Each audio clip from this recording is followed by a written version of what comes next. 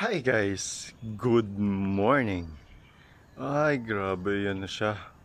Buti na naman lumabas na siya. Pero wala na ring hangin. Di na siya gaanong malamig. Di kagaya ng mga nakaraan ay sobrang lamig. Napakalamig. Kaya naman dadamahin ko to. Maglalakad tayo. Nga pala, napansin ko dito sa lugar namin, tahimik. Tahimik talaga. Ayan o. Walang mga tao. Ayun pala si tatay. Ayun dumaan. Pero hindi tayo pwedeng sa kanila kasi Pasko nila eh. Kaya tsak nagpapay ngayon. Try kung puntahan tong kasama ko kung gising. Kasi kailangan namin maglakad para lalo kaming gumaling, di ba? Mamaya ulit ah. Parang lungkot dito sa labas. Kasi ako lang yung tao dito sa labas. Sa bagong taon, sasamahan natin sila. Mag-i-enjoy din tayo. Sa ngayon, maglalakad muna tayo. Ayun yung lumabas ka na kanina eh. Oh, magtatago na naman siya. Pero, kailangan ko maglakad. Kasi ilang araw ako hindi nakapaglakad eh. Kaya, tara, umpisa na natin to. Tara, maglakad na tayo. Nagtakin pa ako. Para talagang mainit. Kasi nawawala yung init niya eh. Umpisahan ko na.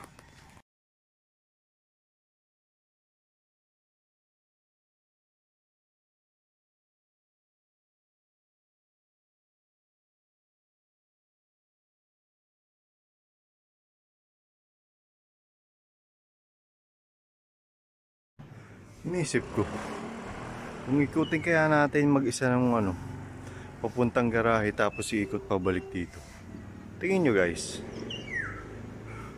Kasi ako lang naman mag-isa eh. Ang lungkot kaya maglakad ng ako lang mag-isa. So, tara. Gawin natin yun. Sakto rin. May bibilin kasi ako sa garahe. Kaya, gawin na natin to. Baka talagang pagpawisan tayo. Ngayon nyo, nawala na may araw. Diba? Kaya, ikot na lang tayo. Mas magandang ikot to.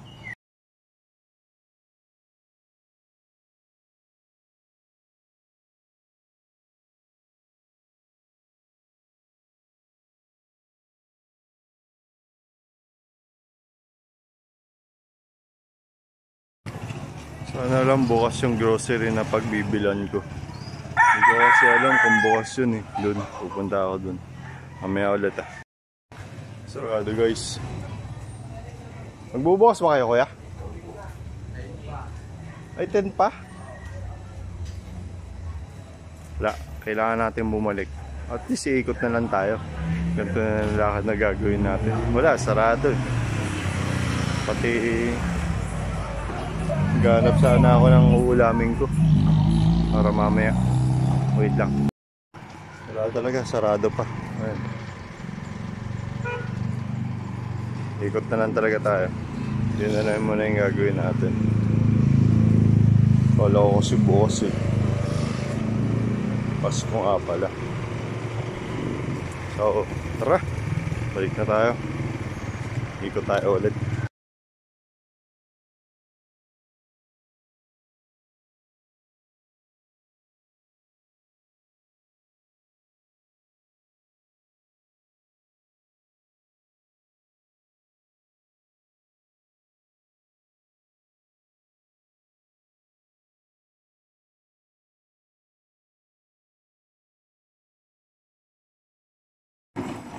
Ang gulo na naman ng panahon. Malabas na siya eh. Tapos ayaw niya na naman ako samahan. Pero malapit na rin naman tayo. Tara, tapusin natin ito isang ikot natin.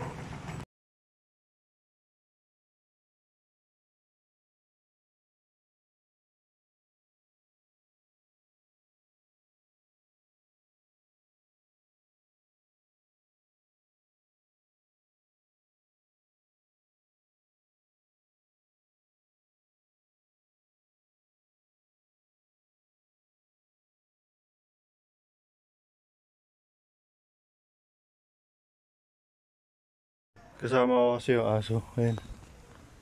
Tara na! Uy! Hindi ka dyan!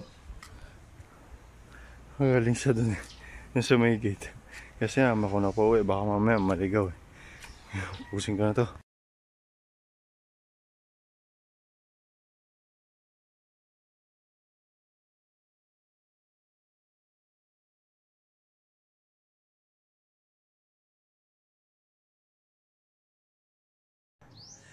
Sakto.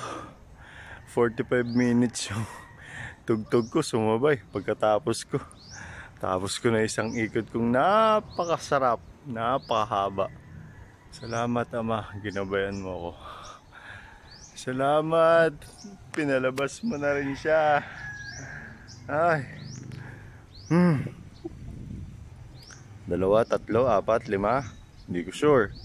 Basta pag napagod, tigil na. Kasi medyo malayo talaga yung nilakad natin.